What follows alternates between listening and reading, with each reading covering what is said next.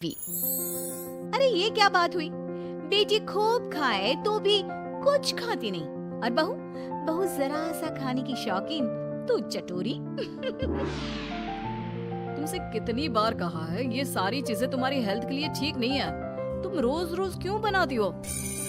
रोज रोज कहाँ, कल कहाँ बना था।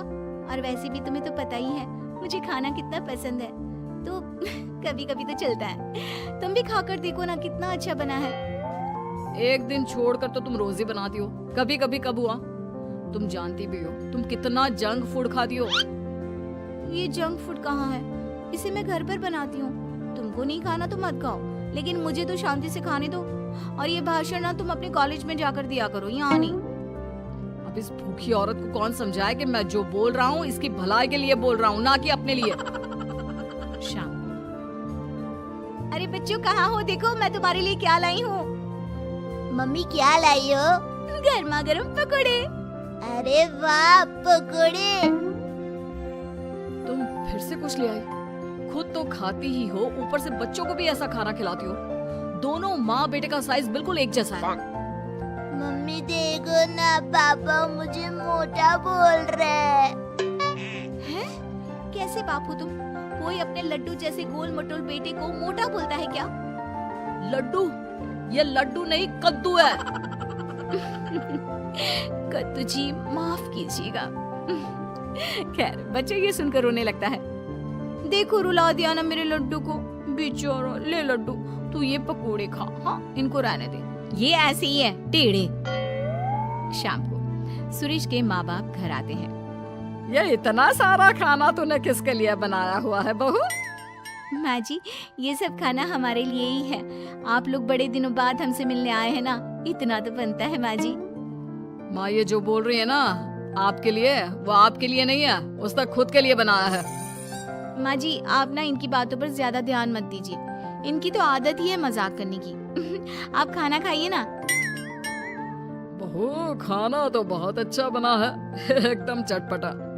लेकिन हमारी उम्र में लोग चटपटे से ज्यादा सादा भोजन खाना पसंद करते हैं। ये सही बोल रहे हैं।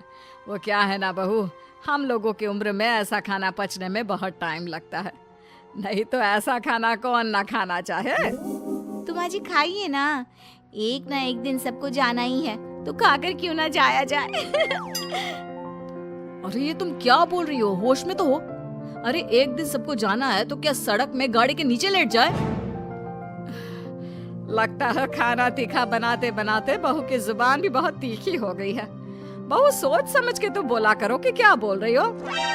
माँ जी आप थोड़े दिन और रुक जाइए, मैं आपको रोज ऐसा खाना बनाकर खिलाऊंगी, फिर तो आपका पेट भी इसकी इजाजत दे देगा। बेटा लड़का है, बहू ऐसा खाना खिलाकर मेरा पत्ता जल्दी काटने का सोच रही है। भगवान बचाए ऐसी बहू से।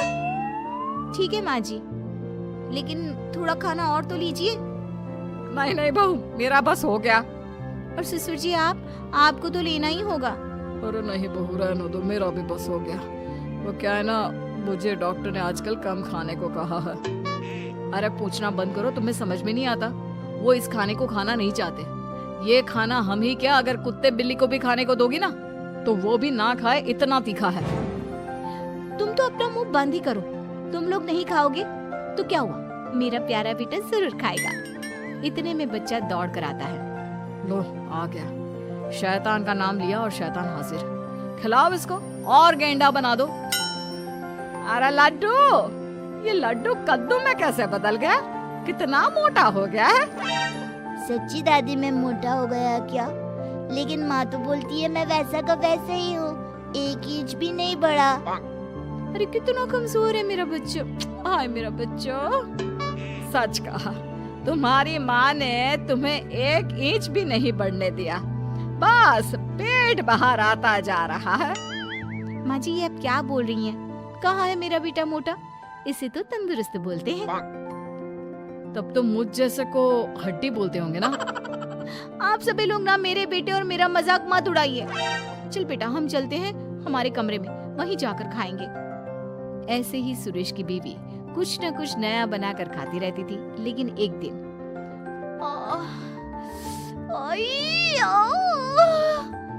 क्या हुआ? क्यों नाटक कर रही हो?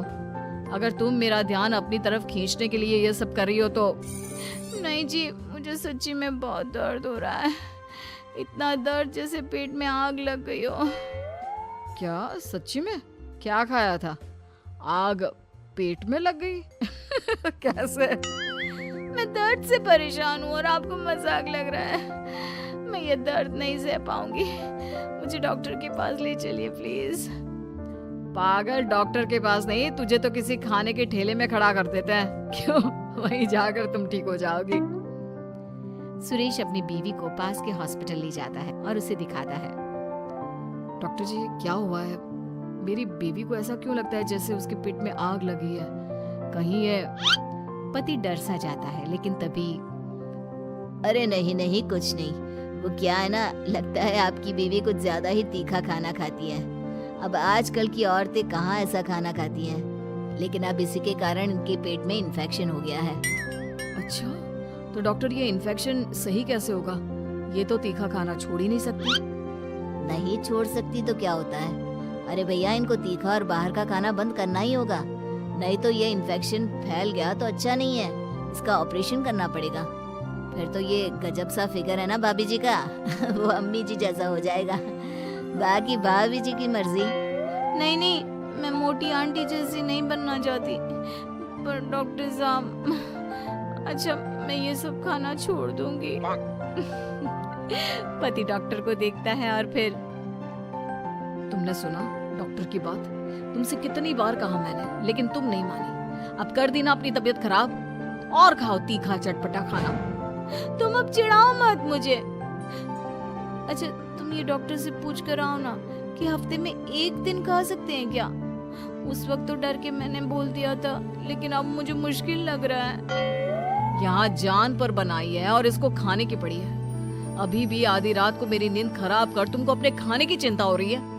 यार कुछ तो सुधर जाओ। तभी सास बच्चे को लेकर आती है। बेटा, ये छोटू भी पता नहीं क्यों पेट पकड़ कर बैठा है, जरा देख ले। अब इसे क्या हो गया? माँ, मुझे तो डर लग रहा है कि कहीं इन दोनों का ही ऑपरेशन ना करवाना पड़ जाए। अरे पर तू पैसे कहाँ से लाएगा? वैसे बहू के गहने हैं ना, उसे बेच सकते हैं हम। नहीं नहीं, मेरे गहनों की ओर ना देखना। मैं वादा करती हूँ, मैं चटोरे खाने की ओर नजर भी नहीं लगाऊंगी। मम्मी, ये आप क्या कह रही हो? हाँ बेटा, मेरी गलती है कि मैंने इतना चटोरा तुझे बना दिया। मुझे माफ कर दे।